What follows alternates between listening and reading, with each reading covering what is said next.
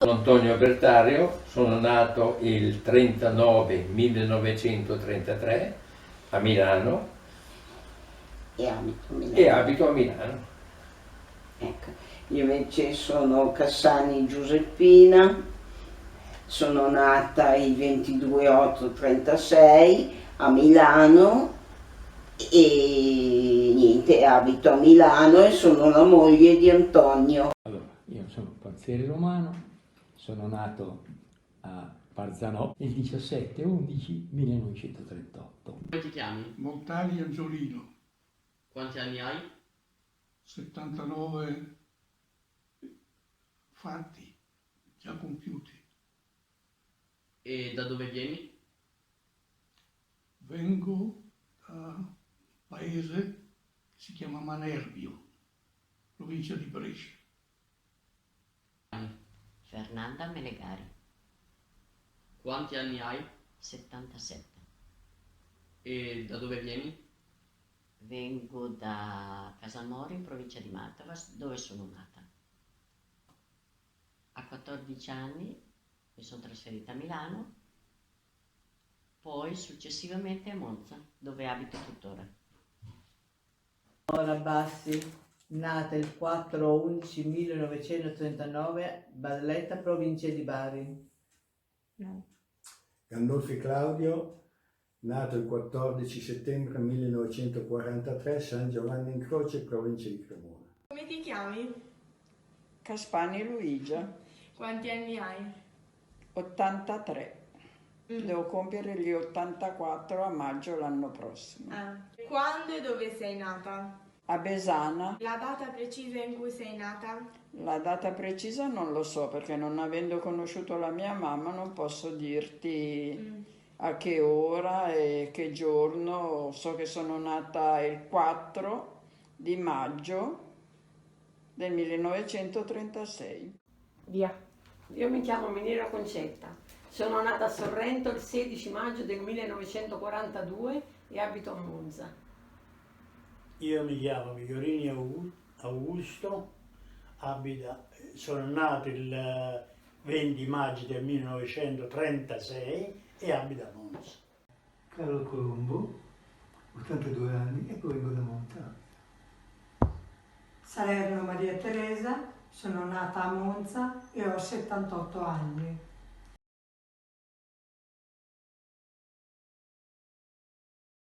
L'istruzione che ho ricevuto è la quinta elementare e la differenza c'era tra il maschio e la femmina, per cui la femmina di solito andava a scuola di cucito, di ricamo, di maglieria, mentre il maschio studiava. Anche se poi, posso andare avanti, anche se poi nella mia famiglia mia sorella si è laureata in lettere, mio fratello ha fatto il professionale in base anche alle possibilità. Per quanto riguarda la zona dove abitavo io, più o meno ero uguale, nel senso che a parte il fatto che il periodo era un periodo appena finita la guerra, per cui automaticamente le possibilità economiche erano poche. Solo pochi potevano andare avanti nello studio e comunque chi andava avanti in genere si spingeva per il maschio, perché le femmine venivano addestrate a fare lavori di casa e via di seguito. L'istruzione era diversa, nel senso che i maschi andavano nella scuola statale, diciamo, o comunale, solo i maschi, e le ragazze andavano nelle scuole gestite dalle suore. Sì, purtroppo la differenza c'era, perché una volta i maschi erano in una classe, poi io ho frequentato dalle suore e quindi era maggiormente questa divisione, diciamo, era sentita di più. Ho fatto l'asilo, le 5 elementari e 3 commerciali, che una volta c'erano le medie e le commerciali. Se per frequentare le medie bisognava fare un esame di Stato Invece io ho frequentato le commerciali, ma sempre divisi, sempre solo femmine.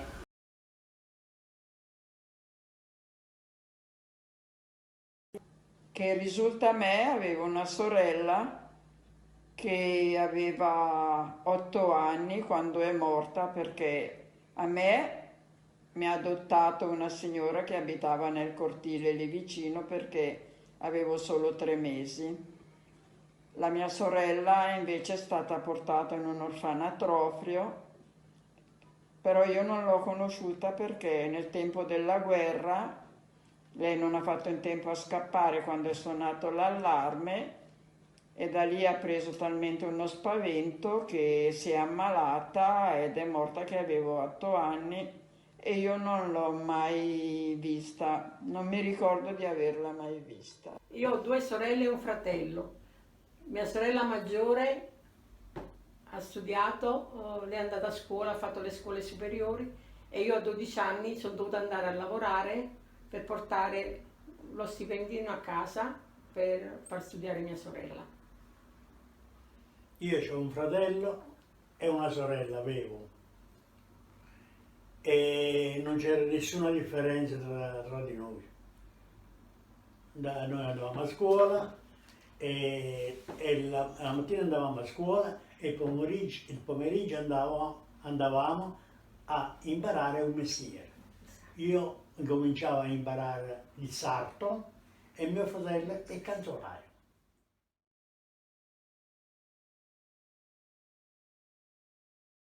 Se io dicevo 100 parole, io ne dicevo una. Quindi quasi quasi come andava di più mia mamma, fin dall'epoca, perché era una donna molto forte come carattere, però andavano d'accordissimo e tutto. Però decidevano insieme, ecco. Però in tante famiglie i don non avevano capito a quei tempi là. Aveva rispetto per quello che ricordo, ma siccome è morto che avevo 7 anni, non ho dei ricordi molto lunghi. E mia mamma, naturalmente con 8 figli, era sempre a lavorare in casa. Non è mai uscita da lavorare, perché poi...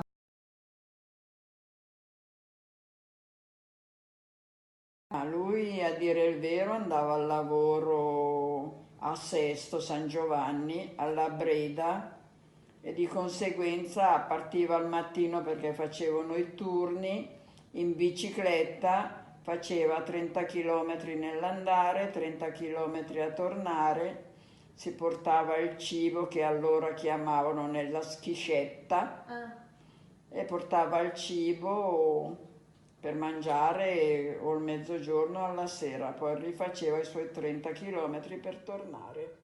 Assolutamente no, perché erano quasi tutti contadini, lavoravano la terra, le bestie e tutte quelle cose lì, tutto manuale il lavoro, quindi io ne sempre avrei di non c'è a lavorare. Anzi, le donne aiutavano anche nelle faccende, anche i bambini mandavano ai campi a aiutare a fare quei piccoli lavoretti o portare l'acqua perché hanno sede, o portare a fare il fascinetto per la legna, perché una volta c'era tutto il cammino, la legna, tutte quelle cose lì, non c'era il metano, tutte quelle cose lì. Ecco. Quindi ci davano da fare, fin da allora ci davano da fare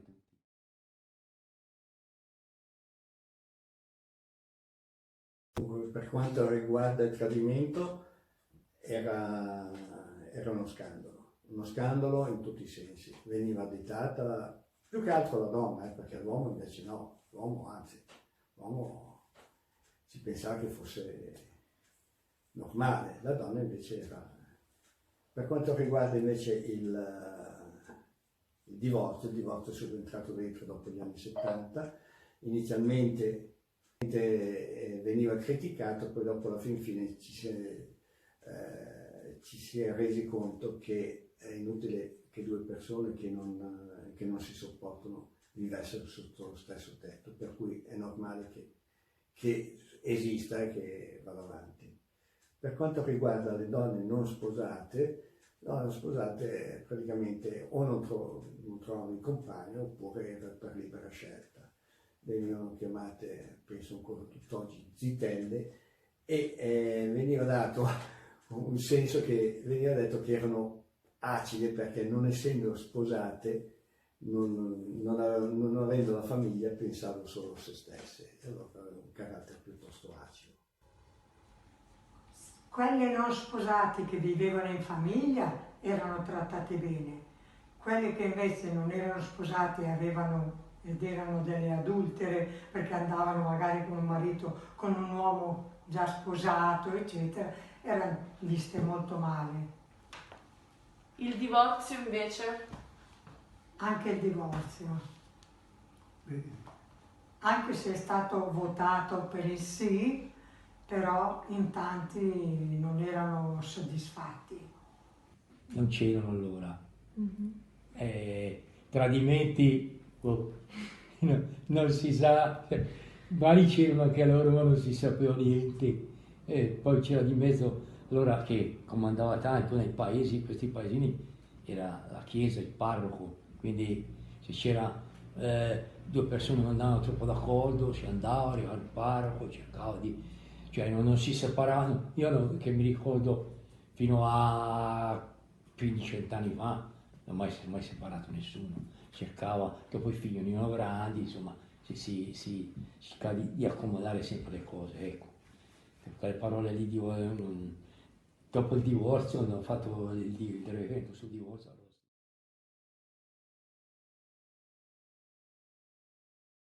Doveva essere coperta al 100%, non doveva andare in giro scoperta con le magliette aperte, con la schiena, anche la schiena nuda, come si vedono adesso. Aveva la maglia completa, neanche senza maniche, completa, e la vestaglia che andava fino sotto il ginocchio, pantaloni o le gonne corte.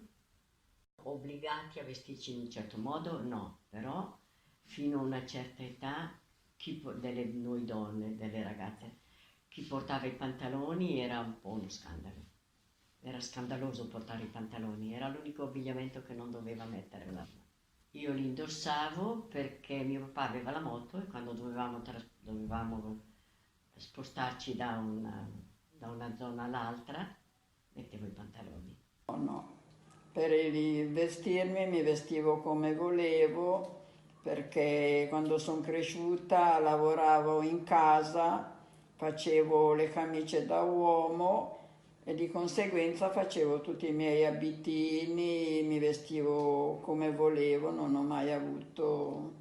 I pantaloni, ad esempio, ai miei tempi non ho mai visto nessuno usarli. Cioè si vestivano con le gonne, con i vestiti, ma i pantaloni no. I pantaloni non li potevamo indossare, però le gonne e i pantaloni sì. Vestiti un po' scollati, senza maniche, no, sempre con la mezza manica.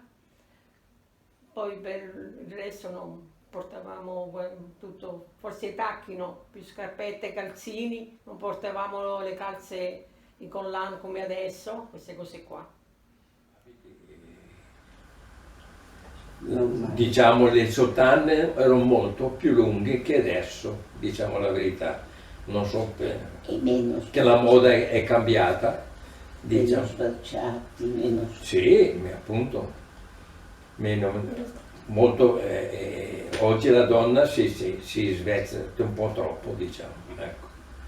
Cosa che io non approvo, sinceramente. Sì, una volta ci si vestiva normale, diciamo, ecco, non era poi anche per se si usciva, se c'era un comportamento, un abbigliamento molto tranquillo, molto invece oggi è chiaro che i giovani amano farsi vedere perché noi non portavamo mai, se non al mare, ma gli abiti senza maniche non è che non erano permessi, non erano concepiti, insomma, ecco, non era nel modo di vestire.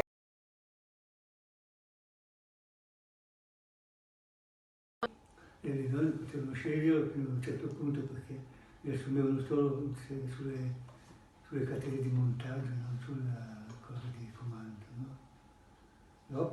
finita la guerra ho incominciato a prendere il lavoro come tutti gli uomini, quindi c'erano anche dei dirigenti che comandavano, che facevano il loro lavoro. Nel nostro caso c'era stata la Marisa Belisario, una delle prime manager d'Italia, perché però ha dovuto prima passare per l'America, per stare in America a fare il lavoro, no? Poi quando è venuta qui in Italia l'hanno presa, però politicamente era anche schierata, altrimenti non poteva lavorare.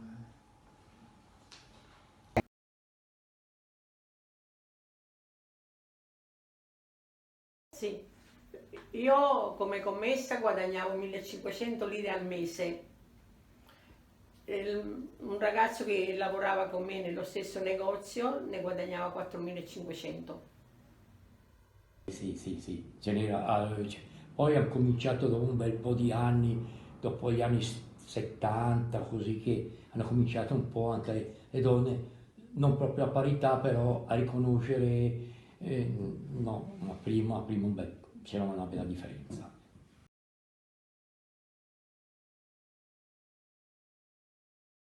Erano più coinvolti gli uomini. Sì, effettivamente è sempre stato, dico sempre, più coinvolti gli uomini rispetto alle donne. Le donne, tranne poche, seguono praticamente quello che sentono dal marito.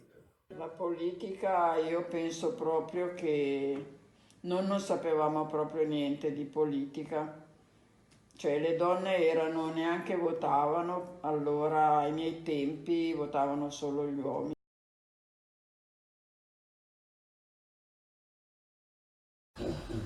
Le donne si sono sviluppati perché hanno avuto alcuni elementi che hanno fatto capire che la donna non doveva sempre essere sottomessa, ma poteva dire anche la sua opinione, insomma, ecco. E avevano fatto alcune dimostrazioni in America, le chiamavano le suffragette, che appunto col loro modo è stato anche giusto, con le loro dimostrazioni hanno contribuito a questa parità di diritti, insomma. Cominciano a andare di piazza, e qualcuno che ha avuto più coraggio e dopo è come un fiume in piena. Dopo avete cominciato e non vi fermate più, meno male, speriamo che continuate, perché io dico sempre, le donne gli innanzi una spada, dico, ma no, cioè dopo sono quelle più intelligenti, però come le donne è più sveglia, più avanti, niente da fare.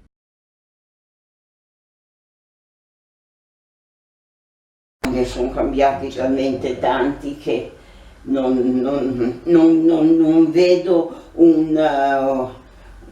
un ostacolo a quello che può essere uomo e donne, insomma, ecco.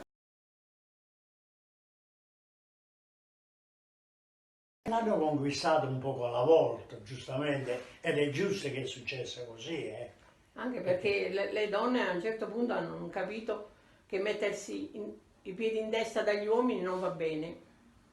E allora siamo diventate battagliere pure noi. E sono diventate anche molto brave.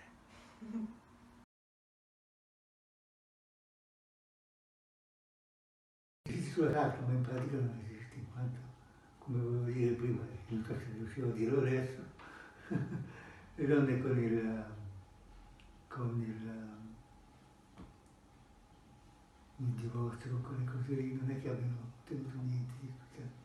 Anzi, il divorzio secondo me ha ridotto molto la capacità della donna, perché mentre prima di sposarsi uno si pensava un attimino di più, adesso con la faccenda del divorzio le persone che non ci sia bene tanto questo pensare delle donne, no? E quindi adesso cosa succede? Ci sono più, le donne vengono più uccise rispetto a prima, no? Per questo è proprio qua che il matrimonio non è più una cosa seria, non è preso come una cosa seria.